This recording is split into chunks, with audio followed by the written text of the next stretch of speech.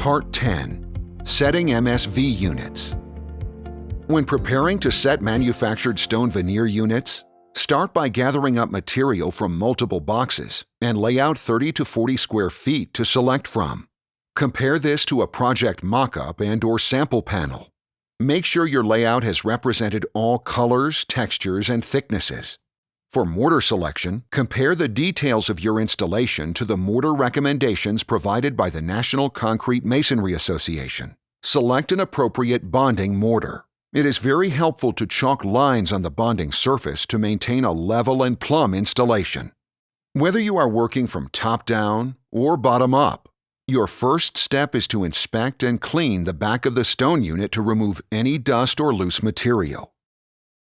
Periodically replenish your selection layout table to always maintain minimum of 30 to 40 square feet. Unless the setting bed mortar manufacturer advises against it, the scratch coat and stone units should be dampened with clean water. You want both to look saturated, but not shiny with free surface water. Let us look at the different options for setting bed mortar application. Option 1 would be to trowel setting bed mortar onto a few square feet of the prepared surface. The amount applied will vary based on weather and skill level. Do not apply more than you can cover before mortar skins over. Then apply a thin back butter of mortar to the entire back of the stone. Press the stone into the setting bed mortar on the wall so that you can achieve full contact and mortar squeeze out.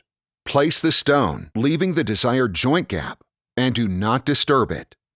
Option 2. You may apply all the setting bed mortar directly to the back of the stone.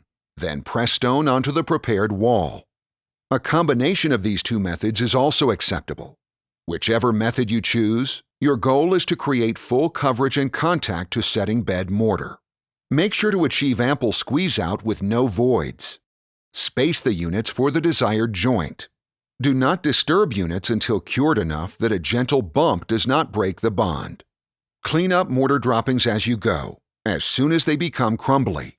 Periodically remove a stone to check for good bond and 100% complete mortar coverage. A removed or disturbed stone will require original mortar be removed and the stone to be reset.